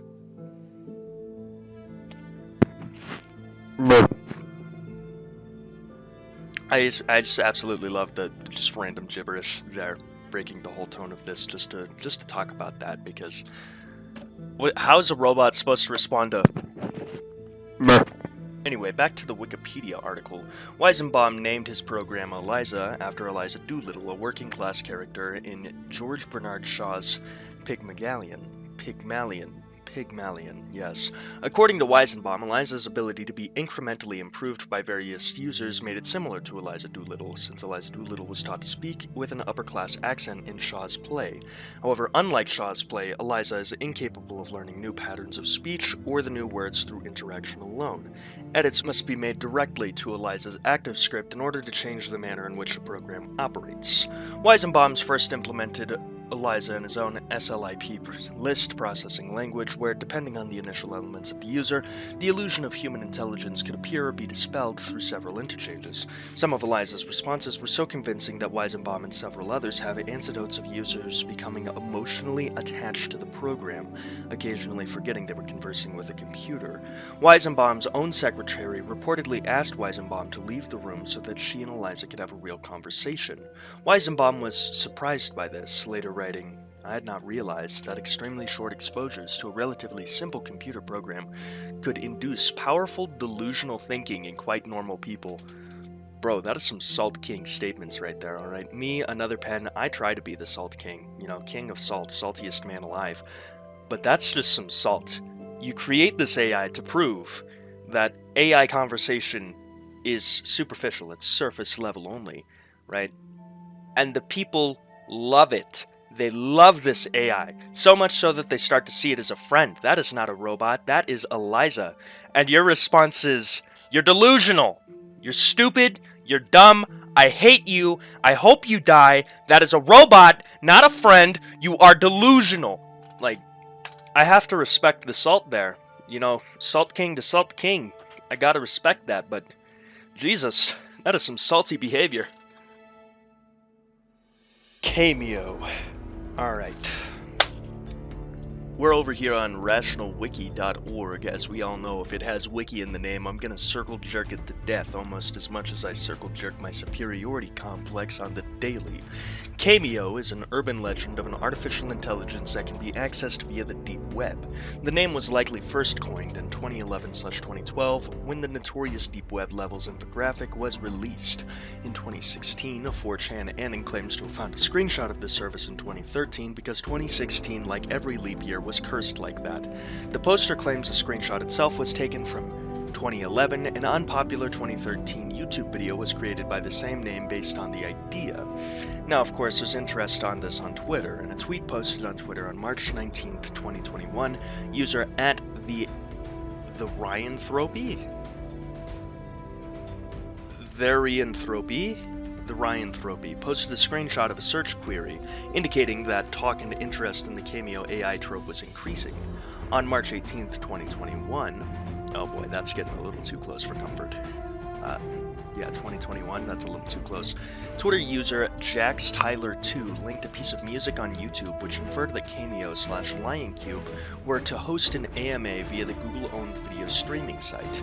In a tweet posted on Twitter January 27, 2021, user Aquamoon22 claims CAIMEO has been updated to version 82.9.622 and has been entirely integrated into the XIV-MK OS. Access to CAIMEO is now restricted to all but SciSop via the XIV-MK OS. System I/O operations and broadcasts will now be limited for security purposes. That sounds a bit like an ARG, but hey, whatever, let's keep going. Now, of course, here's the screenshot. Isn't that intriguing? Discern. Now, I googled Discern AI and got an article from Popular Mechanics called How to Build a Schizophrenic Computer, so that's how you know this one's going to be intriguing. Thank you, Mary Beth Griggs, on May 13th, 2011 for writing this article. I'm shamelessly just going to read it and make a few funnies to adapt it. Now, schizophrenia is one of the most infamous and mysterious mental disorders. Attempting to get to the root of the problem, scientists recently came up with an extraordinary solution. TikTok. No, they built a schizophrenic computer. In a study published in the online version of March... What? In the online version of In March, researchers altered an artificial neural network capable of learning language and stories to the point where it started acting schizophrenic. You know, I can't help but feel like this might be a little biased towards people who have mental illness. Now, of course, a lot of people like to joke about schizophrenia, the whole fog is coming stuff, but, it's not entirely a joking matter, and within the realm of science, mental disorders have particularly been treated with some remarkable cruelty and poorness, especially because neurodivergent people are, well, they don't function like neurotypical people, which is your regular, not mentally ill or unstable person. Neurodivergent just means has a mental illness of some form that alters the brain function and makes it different. And that doesn't make you any less human, it just makes you a different kind of human. However, it's very easy to reduce these traits within the realm of science to something inhuman that can be treated and removed. There's actually a very specific article that I once read about how STEM science-based schools actually inadvertently encourage eugenics because an engineer's mindset solves problems, and when mental illness is viewed as a problem, they will find a way to solve it with the maximum efficiency. Anyway, that's for a different time. Biological psychiatry. People who suffer from schizophrenia often have difficulty thinking logically or discerning what is real or not real in their lives. It is characterized by delusions or dissociation of language, often with hallucinations of broken speech, says psychiatrist Ralph Hoffman of Yale University, co-author of the study along with computer science Risto oh my god, I'm so sorry. Mikulanian of the University of Texas, Austin. Because of that, the language dissociation, struggling to recount stories correctly, is one of the early signs of schizophrenia.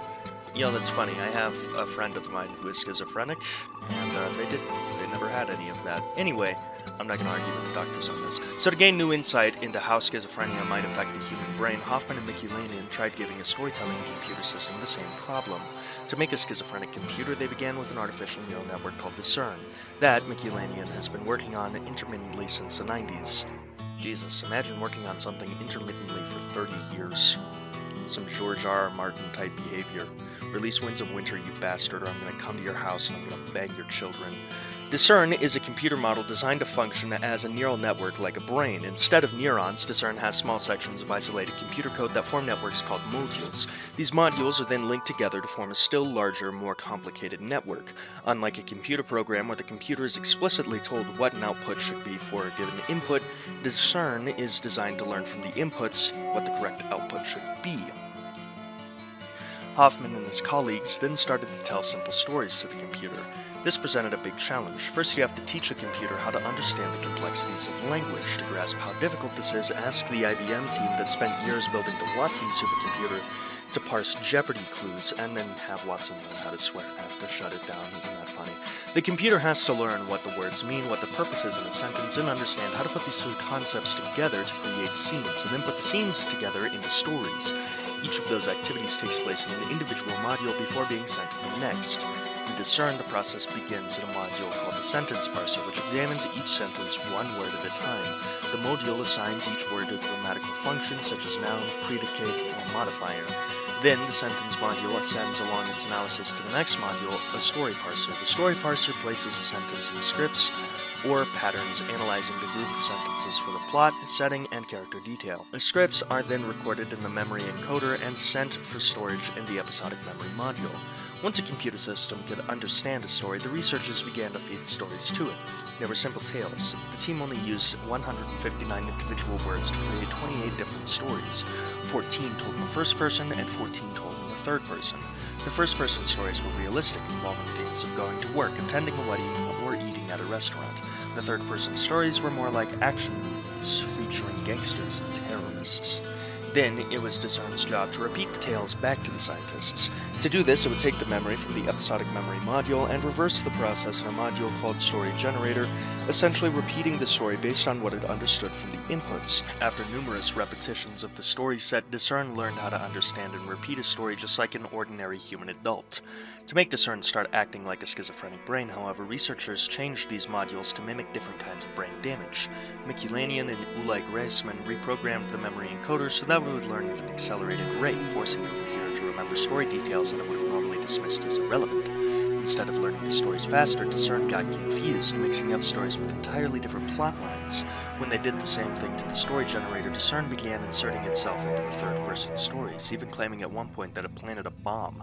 The bomb scene was part of a terrorist story, but with the memory encoder on hyperdrive, Discern thought the story was in the first person and placed itself as a terrorist in the story.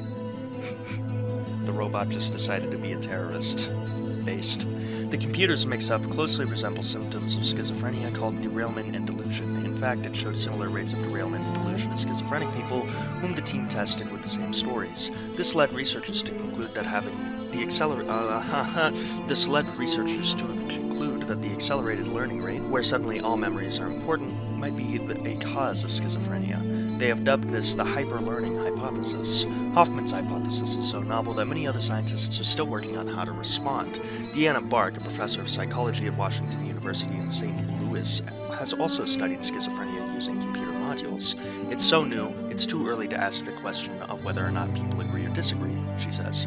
According to Bark, the hyperlearning hypothesis is closely related to the aberrant salience hypothesis, which attributes imbalances in dopamine dopamine levels to symptoms of schizophrenia.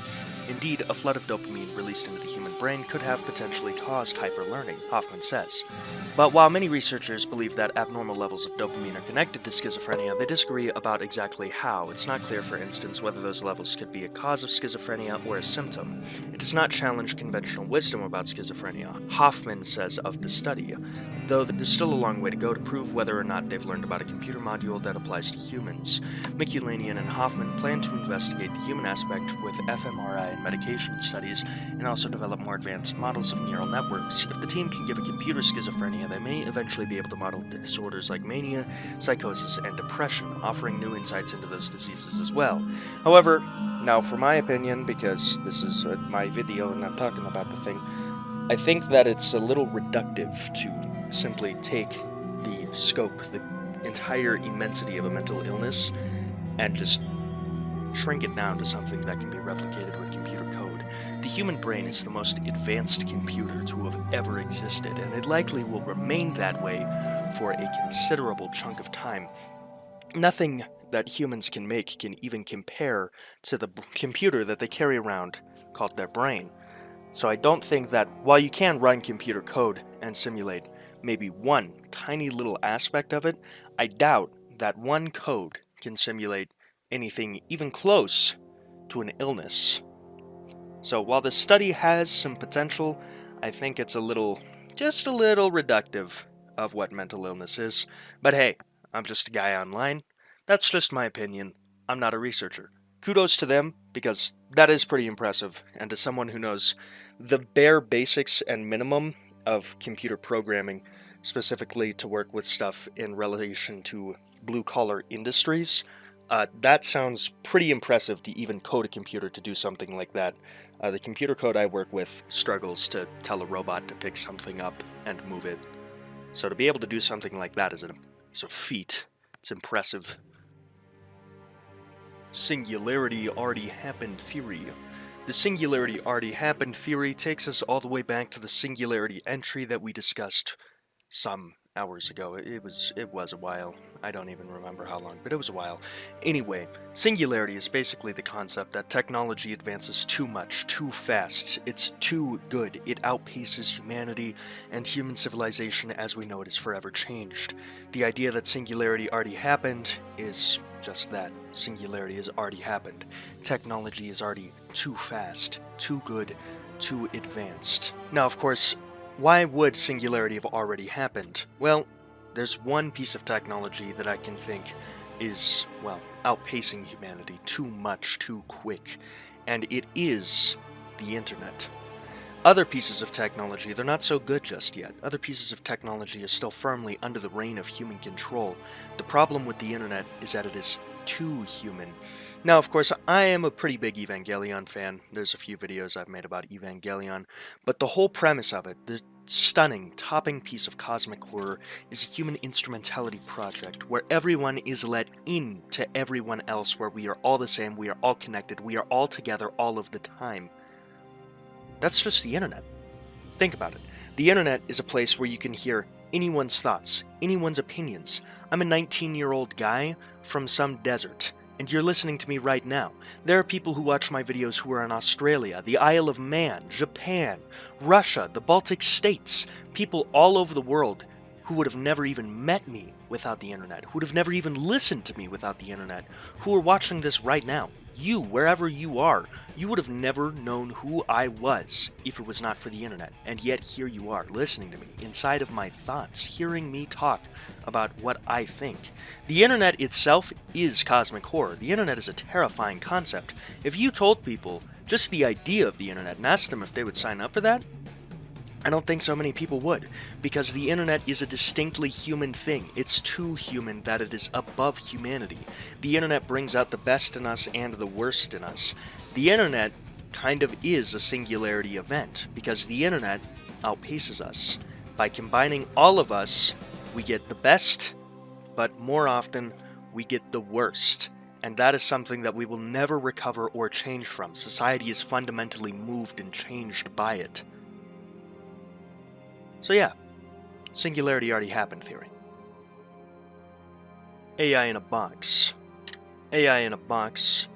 otherwise known in much more official, proper terms, is AI capability control. What is AI in a box? AI in a box is basically, if you lock an AI in a box, can it manipulate a human being into letting it out? Now, of course, why would the AI be locked in a box? We don't really know. There's multiple reasons for this. Maybe we just don't like the AI and we're testing the theory of AI capability control, or maybe the AI is very dangerous. Basically, the AI box experiment is an informal experiment developed and devised by ELIZA in an attempt to demonstrate that a suitably advanced artificial intelligence can either convince, perhaps trick, or coerce a human being into voluntarily releasing it using only text-based communication. This is one of the points that Yudkowsky's work aimed at creating a friendly artificial intelligence that, when released, would not destroy the human race intentionally or unintentionally. Joke's on you, Yudkowsky. The human race will do that itself. The AI box experiment involves simulating a communication between an AI and a human to see if the AI can be released. As acting as an actual superintelligent AI has not yet been developed, it is substituted by a human. The other person in the experiment plays the gatekeeper, with the person with the ability to release the AI. The other person in the experiment plays the gatekeeper, the person with the ability to release the AI. They communicate through a text interface / computer terminal only, and the experiment ends when the gatekeeper releases the AI, or the allotted 2 hours ends. Yudkowsky says that despite being of human rather than superhuman intelligence, he was on 2 occasions able to convince the gatekeeper, purely through argumentation, to let him out of the box. Due to the rules of the experiment, he did not reveal the transcript or his successful AI coercion tactics. Yudkowsky subsequently that he had tried it against 3. What the fuck is that sentence? Jesus Christ. Yudkowsky subsequently tried that against 3 others and lost twice. Now, of course, boxing an AI could be supplemented with other methods of shaping the AI's capabilities to help it get out. However, that is the entirety of the AI in a box experiment, which is the final entry of the iceberg. When you really, really like somebody, but you don't want to give it away, but it's pretty obvious, but you can't give it away because what if they don't feel the same? But it's also pretty obvious, like, they have to know, like, you guys would be such a great match, but also you can't make it obvious, but it's pretty goddamn obvious, but it's... Anyway, that's how I hope one of my videos feels. Now, we made it through this video, and I'm really, really happy for that. My editor, not so much. She's not doing so well, so everyone give a huge thanks to LINTHARI down in the comments below. Really couldn't do this without my wonderful team, which is LINTHARI, the editor, Saki, the subtitler. She's getting around to it eventually, pinky promise. Thank you so much for making it through this video. My phone is slightly crooked on the recording stand, and that just really makes me want to... Anyway, thank you again so much for making it through this video and watching. It really does mean the world to me that I can make these videos and have an audience, and that I do this and I get paid to do this. It's the best. Thank you, truly. Now, of course, if you made it all the way through here and you didn't subscribe, just push the button. It's been actual hours.